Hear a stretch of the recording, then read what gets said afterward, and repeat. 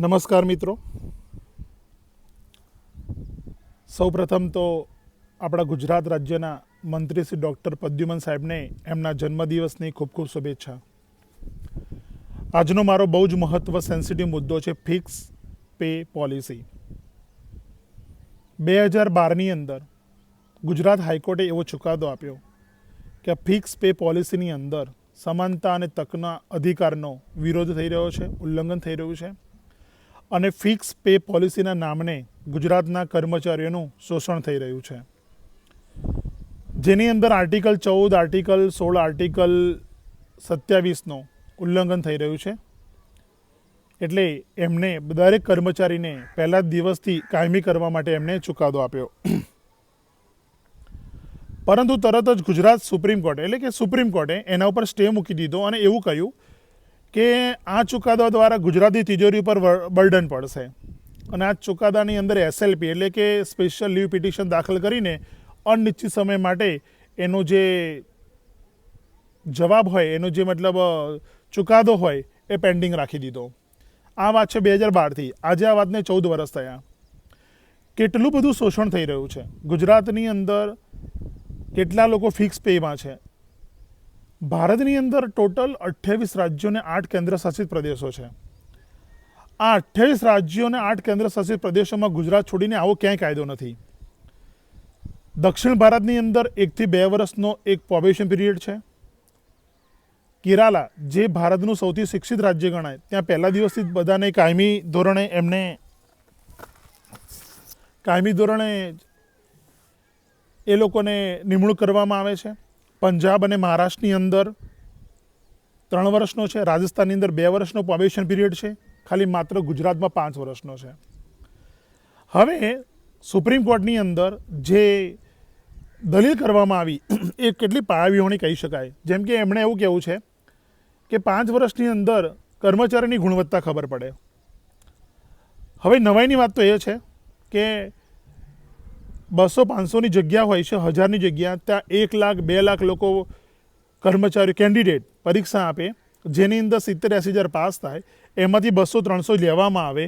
હવે જે આવી TET 1, TET 2, TAT 1, TAT 2, GPSC, UPSC, SC આવી મોટી મોટી પરીક્ષાઓ પાસ કરી, સખત મહેનત કરી પાસ કરી હોય, અને એ લોકો જ્યારે કર્મચારી તરીકે આવે તો એમની ગુણવત્તા માટે 5 વર્ષ ફાળવવા શું યોગ્ય છે?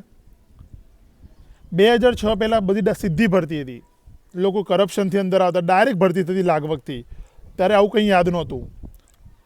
અને હવે જ્યારે પરીક્ષાઓ લેવાય છે, બરાબર ગળાઈને માણસો આવે છે, ત્યારે ફિક્સ પે પોલિસી દ્વારા એમનું શોષણ કરવામાં આવે છે.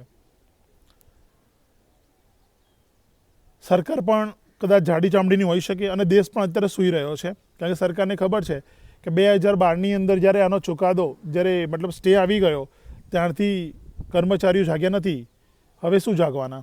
અને દેશની નાગરિકો પણ એવા છે કે ભાઈ આપણા 5 વર્ષ પૂરા થઈ ગયા એટલે હવે વાંધો નહીં, હવે જેના 5 વર્ષથી લડી લેશે. પણ મિત્રો, આ અધિકારની વાત છે.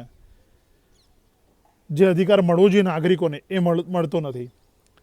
18 ઓગસ્ટ એટલે કે ગઈકાલે જ મહેસાણાની અંદર મજદૂર સંઘ દ્વારા આ ફિક્સ પે પોલિસીનો વિરોધ થયો. 18 તારીખના રોજ દાહોદની અંદર પણ ઉચ્ચતર પ્રાથમિક શિક્ષકો દ્વારા પણ આ ફિક્સ પે પોલિસીનો વિરોધ થયો, એના ધરણા થયા. આવા ઘણા બધા ધરણા થાય છે. શું સરકારે, રાજ્ય સરકારે બધા આંદોલનો થાય પછી જ બધા સુધારા કરવાનું નક્કી કર્યું છે? સુપ્રીમ કોર્ટ એક એવી જગ્યા છે કે દેશના કોઈપણ નાગરિકનું એક છેલ્લું આશાનું કિરણ કહેવાય, કે એ એવું વિચારે છે કે મને અહીંયા ન્યાય મળશે. જો ત્યાંથી જ અન્યાય થઈ રહ્યો હોય ને તો ખરેખર આ બહુ ખરાબ કહેવાય. તો મારે સુપ્રીમ કોર્ટની પણ વિનંતી છે કે આના અંદર જલ્દીમાં જલ્દી ચુકાદો લાવે અને બધાને ન્યાય મળે. આ ફિક્સ પે પોલિસી દ્વારા બહુ જ ઘણું શોષણ થઈ રહ્યું છે રાજ્ય સરકારનું. અને જો તિજોરી ઉપર જો બર્ડન પડતું હોય તો કોઈપણ શૈક્ષણિક લાયકાત વગર જે લોકો ધારાસભ્ય, મંત્રીઓ પોતાની રાજનીતિ, કૂટનીતિ દ્વારા મંત્રીઓ બની ગયા છે અને પહેલા દિવસથી એમને પગાર ચાલુ થઈ જાય છે, મરે ત્યાં સુધી પગાર મળે છે. અને જો બીજી ઇલેક્શન જીતે તો બીજા પગાર એમને એક્સ્ટ્રા મળે છે. એ ઇલેક્શન હારી જાય તો બી એમનો પગાર બંધ થતો નથી. એમના માટે તમે આ 5 વર્ષ કે 10 વર્ષની પ્રોબેશન પીરિયડ લાવો, કેવું કામ કરે છે, પછી એમનો પગાર નક્કી કરો. અને એ મંત્રીઓ, ધારાસભ્ય એવું કહીને જ આવ્યા છે અમે તો દેશની સેવા કરવી છે, તો એમને શેનો પગાર? એમને પગાર તો મળે છે, પણ આના ગ્રાન્ટ સુવિધા મળે છે. કેવી ગાડીઓ, કેવા બંગલા મળે છે. અને બીજા બધા રૂપિયા બનાવે એની તો ચર્ચા આપણે ઓનલાઈન આ વિડીયોમાં કરવા જેવી જ નથી. તો મિત્રો બર્ડન પડતું હોય તો ખોટા જે ખર્ચા છે સરકારના એ બંધ કરો. અમદાવાદની અંદર હાટકેશ્વરનો એક બ્રિજ બનાવવા માટે કરોડો રૂપિયા ખર્ચ્યા. કેટલાય લોકો માણસો નાગરિકો હેરાન થયા ત્યાં. એ બ્રિજ ફેલ ગયો, એ તોડવા માટે બી કરોડો રૂપિયા ખર્ચ્યા. અત્યારે જેવો હતો એવો રોડ બની ગયો. તો સરકારની તિજોરી ઉપર ખોટા ખર્ચા, જ્યાં ખોટો પગાર આપવામાં આવે છે એનું બર્ડન પડે છે. હવે તમે પેલા દાળિયા જેવું કામ કરાવો છો અને એમને બી તમે 5 વર્ષ સુધી તમે ત્યાં ફિક્સ તરીકે રાખો છો. આ કેટલું યોગ્ય છે? આ મારો વિડીયો છે ગુજરાતના નાગરિકો માટે. વધુમાં વધુ શેર કરો મિત્રો. અને આ વિડીયો આપણી સુપ્રીમ કોર્ટ સુધી પહોંચે અને આપણે 2012ની અંદર જે ચુકાદો ફિક્સ પે પોલિસીનો સ્ટે મતલબ આવી ગયો છે એના પર જલ્દીમાં જલ્દી સુનાવણી કરે અને ન્યાય આપે. દક્ષિણ ભારતની અંદર રેલવે, યુપીએસસી, એસએસસી જેવી પરીક્ષાઓની અંદર પણ 1 થી 2 વર્ષનો પ્રોબેશન પીરિયડ છે, જે અઘરામઘરી પરીક્ષાઓ છે.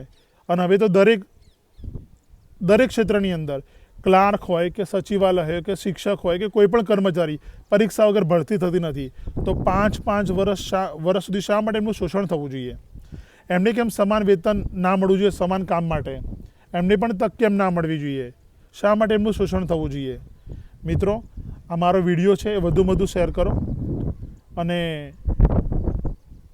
મંત્રીશ્રીઓને પણ મારી નમ્ર વિનંતી છે કે તમે આ જે ફિક્સ પેના નામે શોષણ થઈ રહ્યું છે એને બંધ કરી દો અને જલ્દીમાં જલ્દી ગુજરાતના નાગરિકોને ન્યાય આપો. આભાર.